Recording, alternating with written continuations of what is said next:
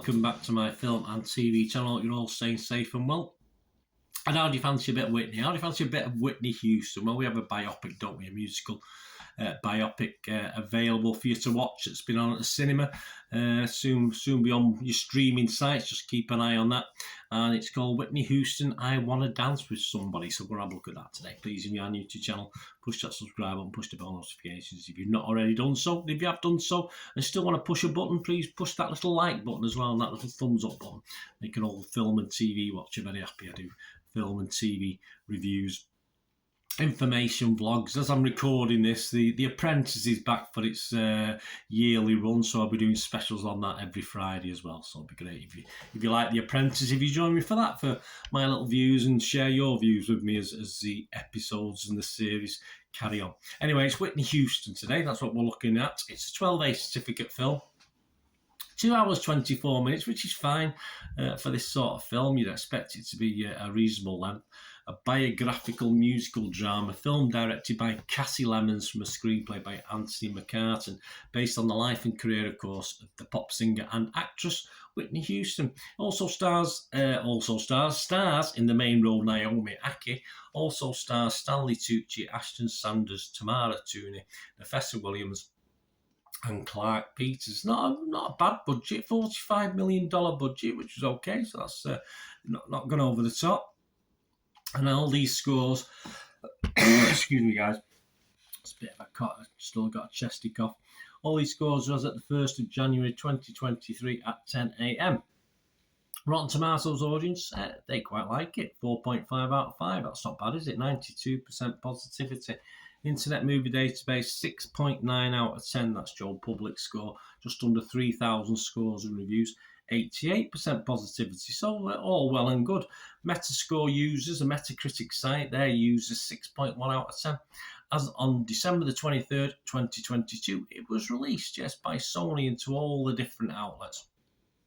So the public are liking it, aren't they? What about the critics? What are they thinking? Well, Rotten Tomatoes, not so much. 5.2 out of 10. Not great. Just 44% of the 103 critics are positive.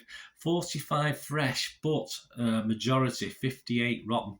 Clarice, who we always love, and I love Clarice's name, Clarice Luffrey, agrees that it's marketable. She's from the Independent here in the UK. She said, I Want to Dance with Somebody strips Houston of her messy, beautiful humanity. All it offers instead is a product to market. So not necessarily a good thing. Robert Daniels thought it lacked something. He's from RogerEbbett.com. He said, the indelible, unmatched voice of Houston may live on, but I Want to Dance with Somebody lacks the ingredients of what made Houston a force that permanently altered every person who truly heard her. Kelechi Enulu concludes, another great name, concludes perhaps it's not been done justice. From Empire magazine, said, in what could have been a definitive tribute to Whitney Houston's career, surface level execution means her story is not quite done justice. But Naomi Akkie's performance shines above everything else. And the website's consensus, another wiki biopic for posterity's sake, the relatively watchable I Want to Dance with Somebody leaves you feeling like you were on stage with Whitney Houston, but didn't really get to dance with her. Understandable. I don't mind. I can, most of that critic I can totally agree with.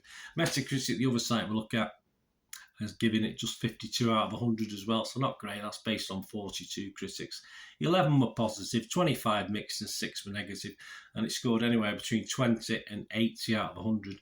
Slash Film give it 20, and went for it being a bit run-of-the-mill, said this is just another run-of-the-mill, dramatically limped music biopic meant to be pure brand management.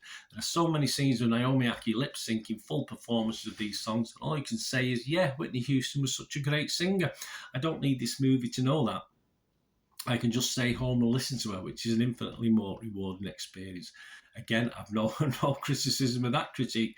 Variety's Owen Gleeman, though, he got all emotional, baby, about this. He gave it 8 out of 100. He said, it's the kind of lavishly impassioned, all stops out biopic you either give into or you don't. And if you do, you may find yourself getting so emotional, baby. Well, we said that before. Right, my scores, guys. Initially, I was going to give this a 6, just about a 6, a watchable.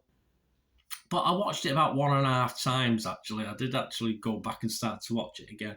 And I've ended up with a 6.5 out of 10, although there are many, many faults, and some of those critics have hit on it, what the faults are. I mean, I can fully understand the fans buying into this as a festival of the music. You get to hear so many of the songs, as far as I can remember, a lot of them all the way through as well. And that works totally in that vein. I mean, as a story for a life, it was all just a little bit wishy-washy for me. I wanted it to go perhaps a little bit deeper.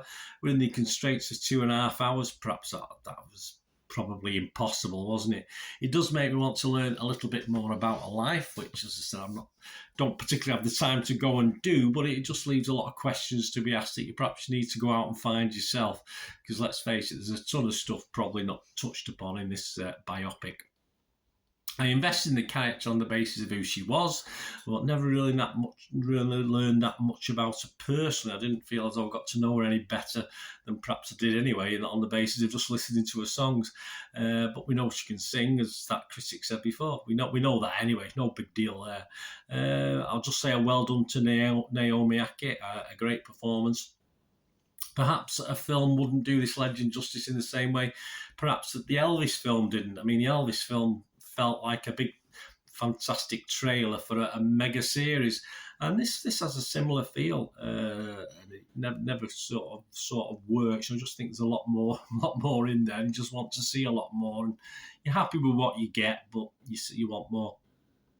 A great singer, not so great story of a life away from the songs. Very much the bare bones, but as I say, great music overall. So a lot of people like it. So. It's all okay, but sort of. I'm just waiting for the mega series now. But as I say, like Elvis, I suppose I'll have a long wait, won't I?